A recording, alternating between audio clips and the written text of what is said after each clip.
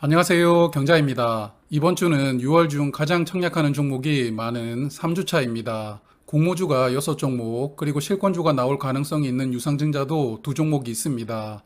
그래서 일정을 간단하게 체크를 하고요. 이번 주 청약 종목인 교보스펙 12호는 지난 금요일에 수요 예측 결과가 나왔는데요. 그래서 결과와 함께 청약 정보도 말씀을 드릴게요. 먼저 공모주부터 보겠습니다. 14일 화요일과 15일 수요일에 5종목이 청약을 합니다. 일반 종목이 3개, 그리고 스펙이 2종목이고요. 이 5종목 청약이 끝나면 주 후반부에는 NH스펙 23호가 단독으로 청약하는 일정입니다. 저번 주 청약했던 2종목은 월요일에 환불이 되니까요. 환불금으로 5종목을 청약하시면 되겠습니다. 그럼 일반 종목부터 간단하게 볼게요. 일단 세 종목 모두 월요일에 수요 예측 결과가 공시가 될 텐데요. 철회되는 종목 없이 세 종목이 모두 청약이 진행될지가 궁금합니다. 세 종목 중에서는 아무래도 레이저셀이 가장 유망해 보이는 종목이라고 생각이 되는데, 하지만 워밍업에서도 말씀드렸지만 장점과 단점이 공존하고 있는 종목입니다. 그래서 기관 투자자들은 어떤 선택을 했는지 궁금하고요.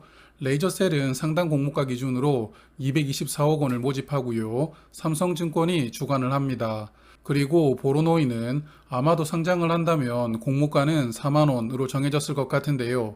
4만 원 이하라면 상장을 하지 못하는 조건이 있습니다. 시가총액이 5천억 원이 넘어야 되거든요. 이 종목은 한국투자증권, 미래에셋증권이 주관을 합니다. 마지막 위니아이드는 상당 공모가 기준 모집 금액이 869억 원으로 대형 종목입니다. 신한금투가 단독으로 주관을 하는데 최소 청약 수량은 100주입니다. 공모가가 만원 이상인데 최소 수량이 100주가 된 것은 납득하기는 쉽지 않습니다. 그리고 스펙 세 종목 청약하는데요. 세 종목 모두 100억 원대로 모집하는 중형급입니다. 수요 예측 결과가 공시가 된 교보스펙 12호는 일정을 소개드리고 나면 마지막에 청약 정보를 말씀을 드리도록 할게요.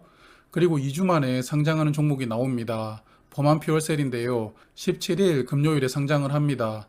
범한 퓨얼셀은 저도 청약을 했으니까요. 상장일인 금요일 아침에는 라이브 방송을 하도록 하겠습니다. 시간 되시는 분들은 아침에 뵙도록 할게요. 화면은 IPO 심사가 승인된 종목 중에서 아직 청약 일정을 등록하지 않은 종목들인데요. 반가운 종목이 보이죠. 드디어 성일하이텍이 승인을 받았습니다. 이 종목은 2차전지 재활용 사업을 하는 회사인데요.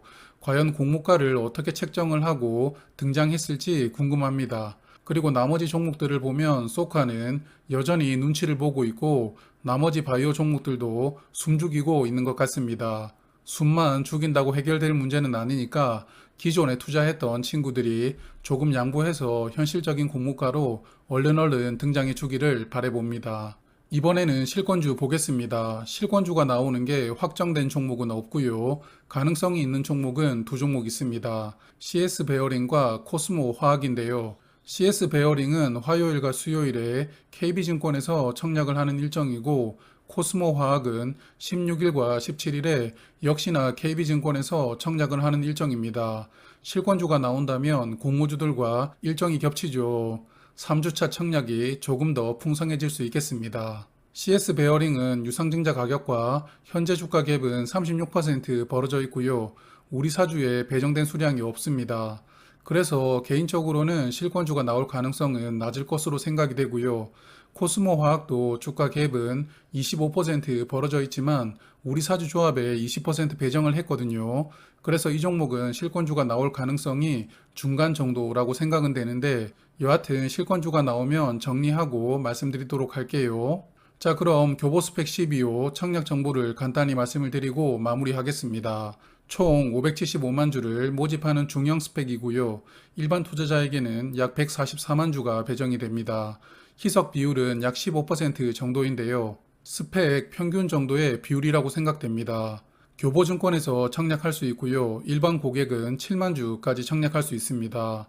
스펙은 증거금이 100% 필요하죠. 그래서 7만 주 청약하려면 1억 4천만 원 증거금이 필요하고요. 청약 수수료는 1,000원입니다. 기관 경쟁률은 995대 1이 나왔는데요. 직전에 청약을 했던 하나스펙 22호보다는 기관 경쟁률이 조금 내려갔습니다. 뭐 스펙이 기관 경쟁률이 높았다고 상장일 주가가 좋은 것은 아니니까요.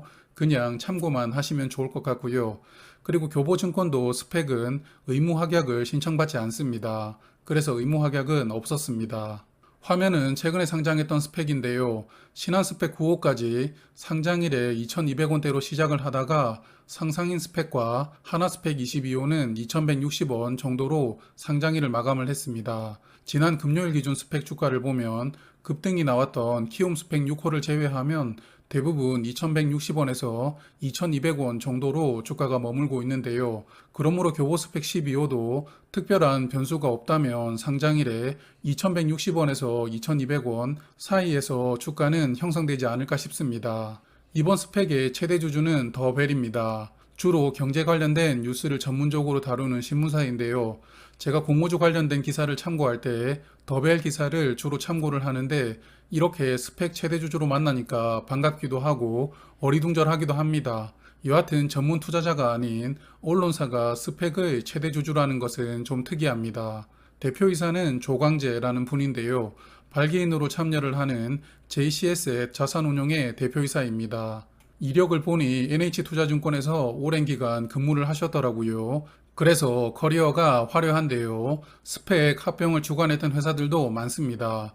경험이 많으신 분이 스펙의 대표를 맡았기 때문에 이 부분은 교보 스펙을 기대를 해볼 수 있는 요소로 작용이 될 것 같습니다. 교보증권은 지금까지 11개 스펙을 상장을 시켰는데요.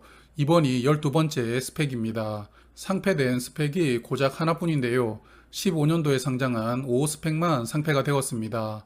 이 정도면 합병 성공률은 탑티어 수준이라고 보이는데요. 19년에 상장한 9호 스펙도 벨로프라는 게임 회사와 현재 합병을 진행하고 있고요. 20년 이후 상장한 10호와 11호 스펙은 아직까지는 합병 기업을 찾고 있습니다. 그래서 총 11개 스펙 중에서 합병 기업을 찾고 있는 스펙 2개를 제외하면 9개 스펙인데요. 그 중에 8개 스펙이 합병 성공했기 때문에 무려 성공률이 89%입니다. 교보증권도 스펙 쪽으로는 상당히 탄탄한 능력을 발휘하는 증권사라고 보입니다. 교보 스펙과 같이 청약하는 4종목의 수요 예측 결과는 월요일에 공시가 될 텐데요. 수요 예측 결과를 전부 보고 5종목의 청약 여부를 결정해야 될 것 같고요. 일반 종목의 수요 예측 결과가 좋지 않다면 저는 교보 스펙 청약을 해볼까 생각을 하고 있습니다. 그리고 실권주가 나올 수도 있으니까요. 여하튼 한 번에 모아서 정리를 하고 월요일 저녁에 말씀을 드리도록 하겠습니다.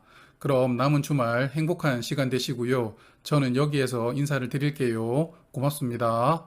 다음 주 주말에 또 만나요.